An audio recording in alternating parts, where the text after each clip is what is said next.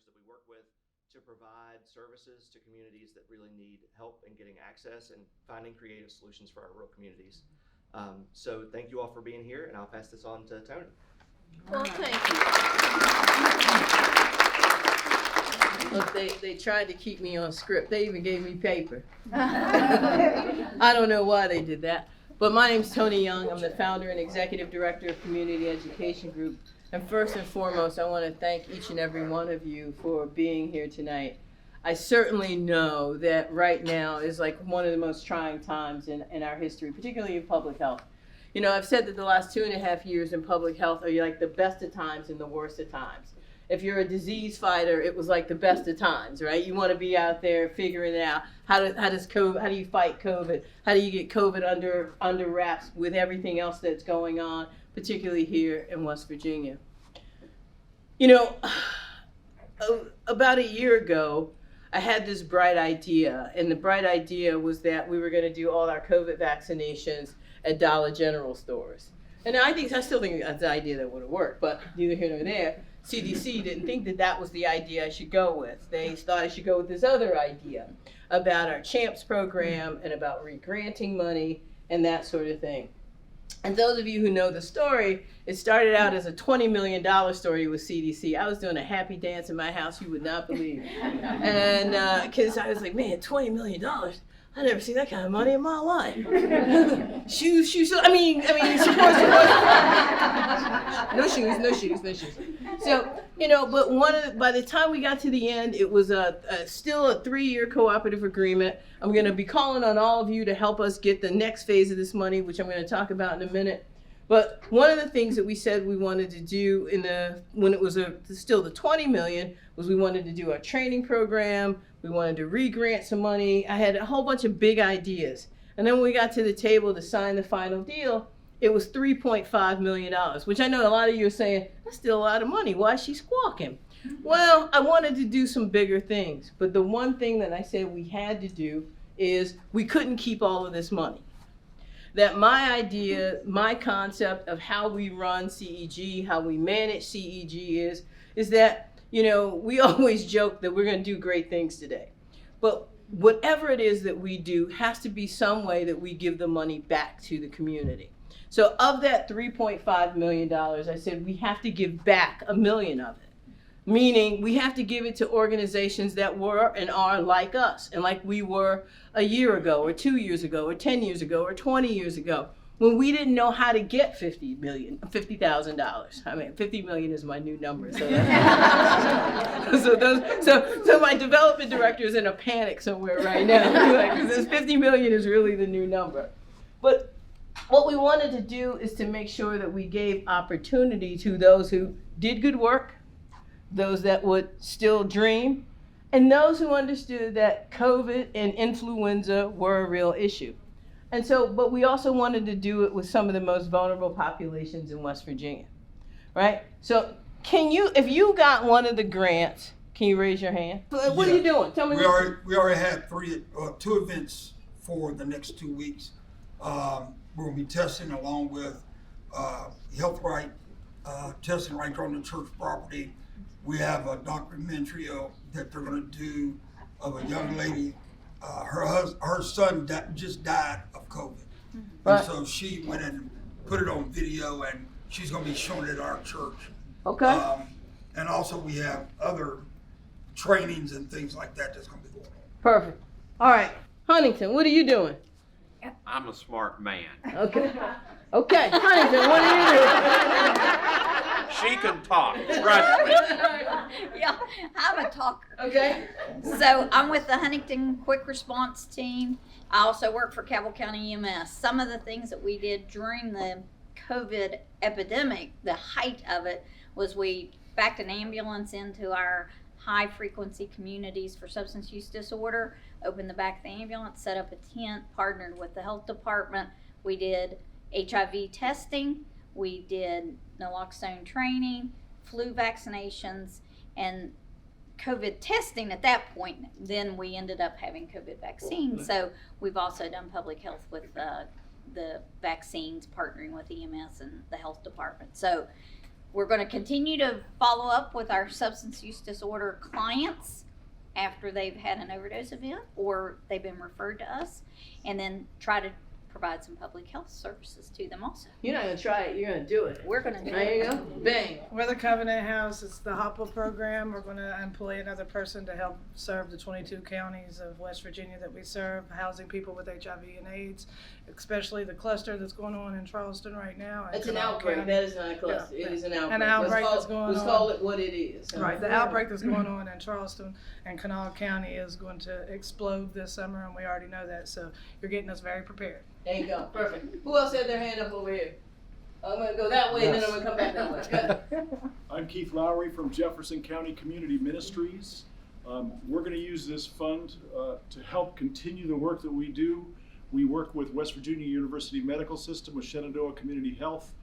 We identify those who are at risk in our population.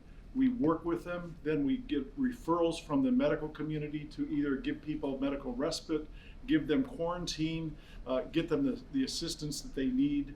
And we serve about 1,800 people in our county and about 500 families. Now, who's that lady in front of you? That's my beautiful wife. I was gonna say, because it's all on video. And now, are you doing any work there with Terrence Reedy over at the Jefferson County Health Department? Yes, in fact, we have a cold weather rescue shelter, and we had a COVID outbreak in the middle of the shelter. And Dr. Reedy and a team came down, got everybody rapid tested, helped us isolate those that needed to be isolated, but yet still give them shelter. So we work hand in glove with the county. Okay, very good. Perfect. Dr. Reedy's a good guy. You know, they're good guys in this fight. I always tell people, sometimes people think they're not good people in government and in the health departments and et cetera. And Dr. Reedy's one of those good guys. Coming back this way. Yes, my name is Dr. Jamie Steins. I'm with Community Connections in Mercer County. My goal is to work with the QRTs we have established, our FQHCs, our comprehensive community mental health centers, and our local health departments, not only to get testing kits, but vaccinations into actual homes that in the rural areas where folks won't come out. This is also expanding to our DEI programs, getting to our diverse populations that either don't trust the system or won't come out. This right here will build pathways to treatment once we establish a rapport with the groups we already have in the homes. Well, see, and this, did I have anybody else? Did I miss anybody that's here? Oh, sorry. I'm Margaret. I'm with the Martinsburg Initiative. We're in Berkeley County, specifically Martinsburg. And with this project, we are adding a social worker to the work that we do with children and families. Referrals come to us for children who have adverse childhood experiences, and then we case manage them. And what we plan to do is a lot of education with our children and families about the importance of vaccination, both COVID and influenza. My name is Amanda Dusing. I'm from Anchor Medical, and we are in Beaver, West Virginia, which is I right like outside of that Beckley. We're a family practice, but we have a MAP program incorporated into that. So we're going to use this money to do rural outreach in the surrounding counties. We're going to do hepatitis, HIV, COVID testing, other STDs if we can. We're going to offer COVID vaccines, hepatitis A and B vaccines. We're going to do Narcan training. We're going to refer for substance use disorder treatment. Basically, if we have an audience, we're going to throw it at them. There you go. We have one shot, so we're going to give out personal care kits that we're going to order. We're also going to give out non-perishable food items.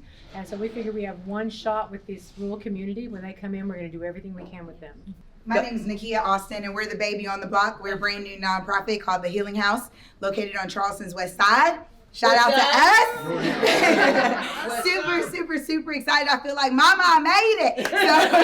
So we're just glad to be here. We're excited. We, to my knowledge, are the only nonprofit in the state of West Virginia that offers behavioral health and supportive services all in one place for women who've been impacted by trauma to come and heal and rebuild. We are all about helping people to heal for real and not just get over it. We're excited about this funding, which opens the door for us to treat women who've been impacted by trauma, especially those dealing with trauma that has been exacerbated by the COVID-19 pandemic. Talk to that lady in the purple. She's doing a whole bunch of right there, purple over there. Lady in the purple. Did anybody else have your hand up? Did I miss anybody else? Uh-oh. I'm Karen Henson Bibby. I'm with the GFWC West Virginia Women's Club of Dunbar, and we were granted some funds to help us put on a community health fair targeting those that need the education and maybe some treatment for the hepatitis, HIV, AIDS, and also COVID-19, amongst a slew of other things we're hoping to be able to provide, and also to perhaps get a couple of speakers to come in and give talks on relevant topics of this day and age. And it hasn't been done in our little town for many years, and so we're super excited to be able to put this on, and might be calling some of y'all for your help. Well, and that's part of the reason that I wanted to do it the way I did it, is that we're in this one together. You know, what I like to always say and give the analogy of the syndemic that's rolling through West Virginia and much of Appalachia is that it's like a train. I say the engine of that train was injection drug use, and now it's poly drug use. The next car is hepatitis C. Next car is hepatitis B, D, A, behavioral health, workforce development challenges, economic development challenges, cultural challenges. And the caboose of that train is HIV. And that's the outbreak we see right now here in West Virginia. But it's not just here in West Virginia, it's throughout the Appalachia region. So that's why one of the other things that we are doing is that we're seeking a cultural heritage designation for the Appalachia region. Now you might say, what does this have to do with that? Well, if you look at the data, and where's Dr. Chaddock? Dr. Chaddock is running our We Are Appalachia project. And one of the things that she did was take a look at the data on the study of Appalachia. And when we looked at it about 15 years ago, one of the things that happened is that the conversation went from a conversation about culture to one about race. And what we need to do is reframe this conversation back around culture. So one of the things we were able to do, and we've been doing, is we've been meeting with every member of Congress. Thanks, Lee, for filling up my calendar. For every member of Congress that represents Appalachia in both the House and the Senate, and saying, we need this designation. And they say, what do you in the public health sector have to do with heritage? And we say, because we have to create a framework. The workforce development people are doing stuff. The economic development people are doing stuff. Us in public health are doing stuff. The broadband people are doing stuff. The roads people are doing stuff. Everybody's doing some stuff. But that stuff never seems to kind of come up here together. If we can create it around this heritage designation, and we can all get in that box together and say, oh, you building a road? Well, let me put my health clinic at the end of that road. Oh, you put a clinic there, well, you know what? I might need a broadband tower there because I can't do no telehealth in the clinic without a tower.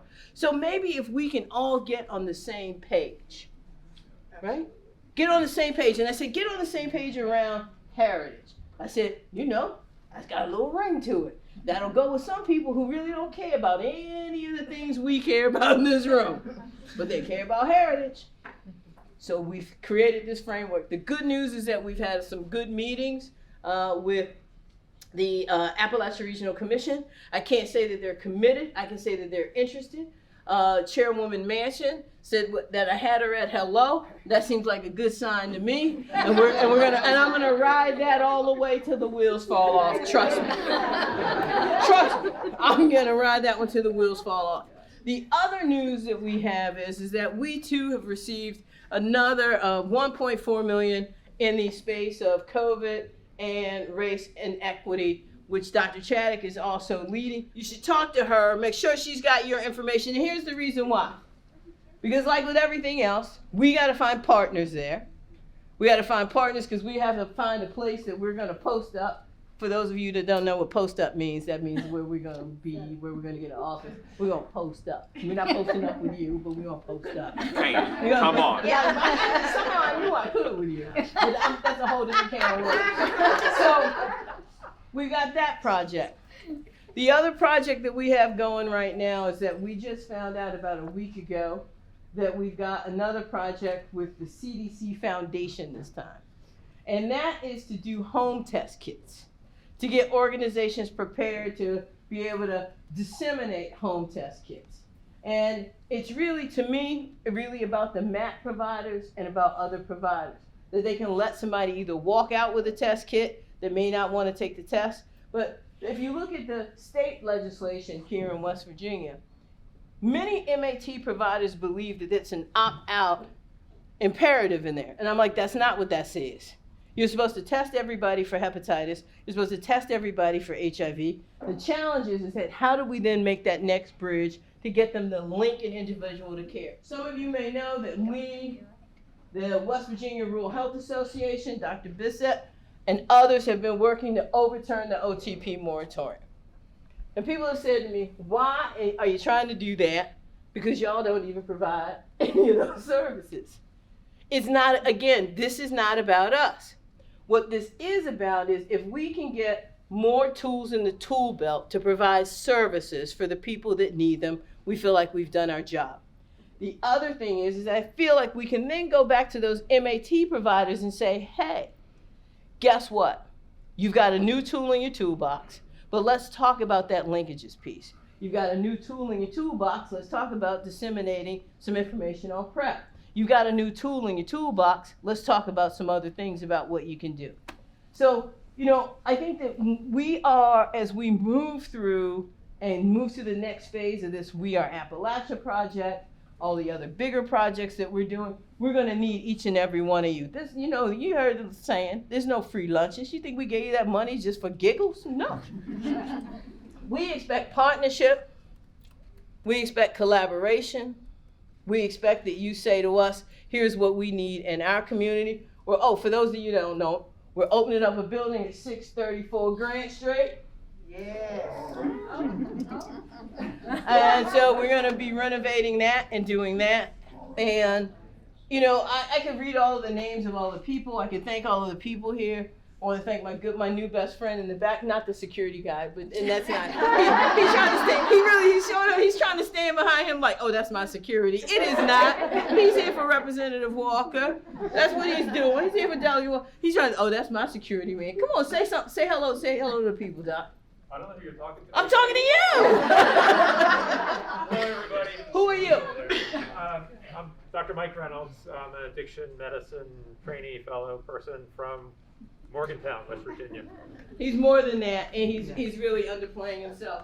So I want to say, first of all, thank you, but more importantly, I want to thank everybody from the Community Education Group team who has put this event together, who without them, I am absolutely nothing. All I do is have a gift for gab, and I'm going to wind this down so you don't have to see my gift for gab anymore. Out at the table, we have Ashley. We have Caroline. At the door, we have Lee. We have Amanda. We have Brandon, who always gets on my nerves. We have Dr. Chaddick. Did I miss anybody? No, I didn't. I want to thank you again, Delegate Walker, for all of your support. Oh, Delegate Thompson, I didn't see you. Hey, how are you? Hey, I didn't see you come in. And where's my other good guy? Did he leave already? I think he did. Yeah. Doyle, he left. All right. Huh? Councilwoman McKinney? She's on the other side. Hey! We never really met that. That's the website. Hey, west side, baby. How you doing? All right. Enjoy. Eat. I hope you all understand that this means that you're now part of the CEG family and CEG team. So when we call, don't act like you don't know me. Everybody, please eat, drink, have a good time. Thank you again for coming. Thank you for supporting us, and we are looking forward to working with you.